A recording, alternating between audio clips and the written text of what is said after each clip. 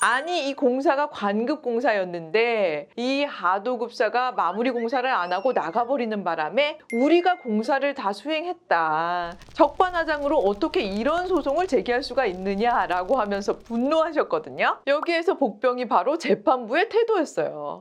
변호사님, 소송하시면서 재판부가 너무 편파적으로 재판을 진행해서 억울했던 적 없으세요? 은근히 많아요. 없을 것 같으시죠? 근데 판사도 사람이다 보니까 원고와 피고 중에 주장을 제대로 못하고 있는 사람을 도와줘야 되겠다라는 생각이 들 수도 있고, 제가 수행하는 이 사건에 대해서 저랑 완전히 다른 관점으로 이 사건을 바라보는 경우도 있죠. 그런데 제가 이제 15년차 변호사로서 대부분의 법조인은 한 사안에 대해서 관련 법리를 적용함에 있어서는 대부분 비슷한 식견을 갖는다라는 것이 기본이고, 예외적으로 특별히 그 판사님의 성향이나 재판을 진행하는 방식, 그리고 제가 다 알 수는 없지만 그 사람만이 가진 어떤 생각에 의해서 이거 상대방에게 너무 유리하게 재판을 진행하는 거 아니야? 혹은 이거 변론주의 위반인데? 라는 생각이 들게끔 재판을 진행하는 경우도 가끔 만나게 되는 거죠. 그러면 그렇게 기울어진 운동장에서 싸우느라 고생하셨던 사건 하나 소개해 주실 수 있으신가요? 네, 제가 너무 오랫동안 고생을 해서 정말 기억에 남은 사건 하나 소개해 드릴게요. 이 사건은 원고가 하도급사였어요. 그리고 피고, 즉 제가 대리한 의뢰인은 이 하도급사에게 공사를 준 원사업자였거든요. 원고는 피고로부터 인테리어 공사의 일부, 즉 수장 공사 등을 하도급받은 상황이었고, 오랫동안 공사를 지연하면서 추가 공사 대금을 요구하다가 결국 원청사인 피고가 이 추가 공사 대금을 주지 않자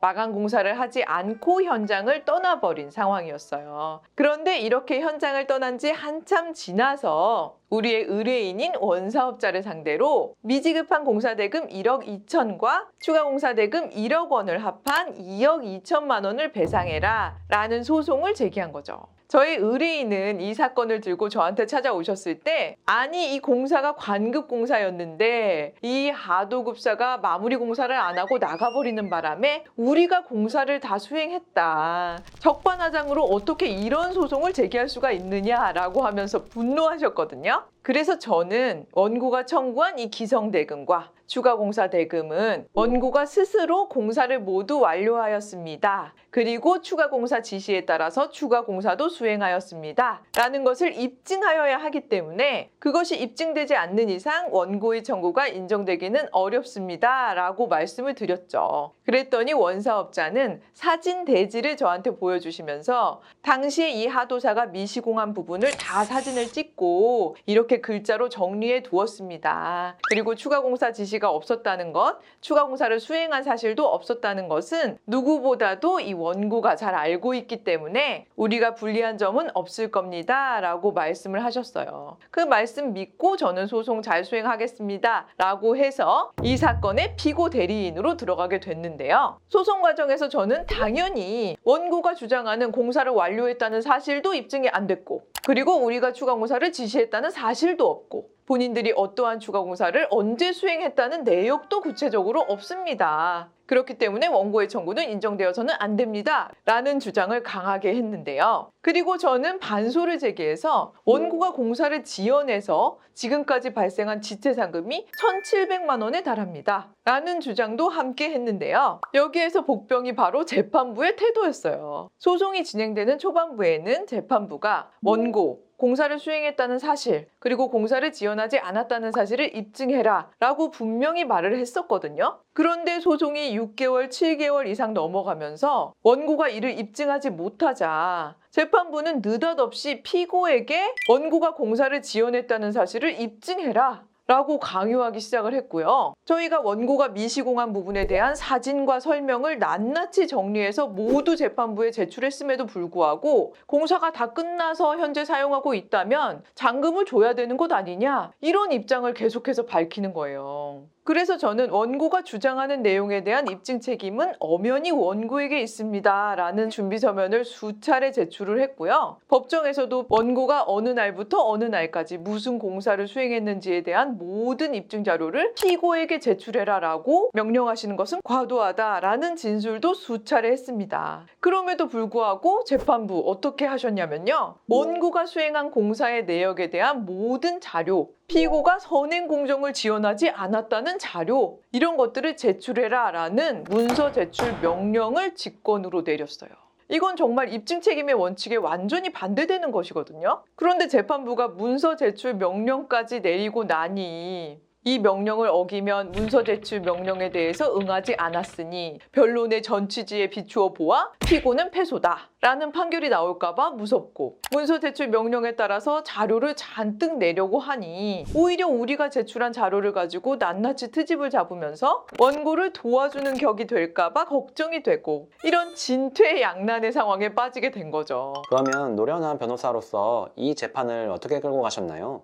네, 정말 지금 생각해도 등골이 오싹할 정도로 어려운 상황이었는데요. 저는 법조인으로서 엄격히 규정되어 있는 법리를 따르기로 했어요. 즉, 입증 책임의 원칙이 전적으로 원고에게 있기 때문에 재판부가 아무리 문서 제출 명령을 내려서 피고를 압박하였다고 하더라도 피고가 이를 제출하지 않았다는 이유만으로 피고가 미우니까 원고 승소입니다 라고 판결을 쓸 수는 없는 거잖아요. 재판부가 판결을 쓸 때는 당사자의 모든 주장에 대해서 이래서 맞고 이래서 틀리다라는 것을 설명해서 결론이 나와야 되는 것이거든요. 그래서 원고가 전혀 입증하지 못하고 있는 부분을 모두 인정하는 판결을 쓰면서 그 이유로 단순히 피고가 문서 제출을 하지 않았기 때문에 이렇게 원고가 공사를 한 것으로 보인다라고 판결문을 쓸 수는 없을 것이다 라고 생각을 했죠. 그래서 법원의 문서 제출 명령에 응하지 않았고요. 그리고 서면과 변론을 통해서 우리의 주장이 틀리지 않다는 것을 재판부에게 수도 없이 설명해서 결국 피고 전부 승소나 다름없는 판결을 받게 되었습니다. 결론적으로 재판부는 원고가 주장하는 추가 공사 대금 1억 원은 전부 인정하지 않았고요. 피고가 미지급한 기성대금 1억 2천 중에서는 원고가 8천만 원 가량은 공사를 안 했기 때문에 피고는 4천만 원 정도의 기성대금만 주면 된다라고 하면서 저희가 주장한 지체상금 1,700만 원을 그 중에서도 공제해야 된다라고 판결이 나서요. 피고는 원고에게 2억 2천이 아닌 2,280만 원만 지급하라 라는 판결을 받게 된 거죠. 네, 여러분, 정말 변호사로서 이 사건 하나를 진행한다는 게 쉽지 않은 일입니다. 재판부의 갖은 핍박과 서름을 버티면서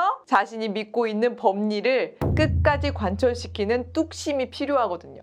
여기에 실력이 빠져 있다면 재판부에 대한 설득은 당연히 불가능한 거겠고요. 우리 많은 원사업자분들 그리고 발주자분들, 공사를 맡긴 상대방이 마무리 공사 혹은 준공 절차를 이행하지 않고 계속 돈을 요구하다가 현장을 떠나버리는 경우, 이럴 때 정말 난감하실 텐데요. 마무리 공사 조금만 안 된 거니까 소송 들어오면 내가 불리한 거 아니야? 라고 생각하지 마시고 언제든지 법률사무소 기린 02-537-0722로 전화 주시면 저 최은영 변호사가 친절하게 상담해 드리도록 하겠습니다. 그럼 오늘 영상도 도움되셨다면 좋아요와 구독, 알림 설정 부탁드리고요. 궁금하신 사항은 댓글이나 법률사무소 기린 홈페이지 통해서 질문 주시면 제가 성심성의껏 답변해 드릴게요. 그럼 저는 다음 시간에 더 유익한 영상 만들어서 오겠습니다. 감사합니다.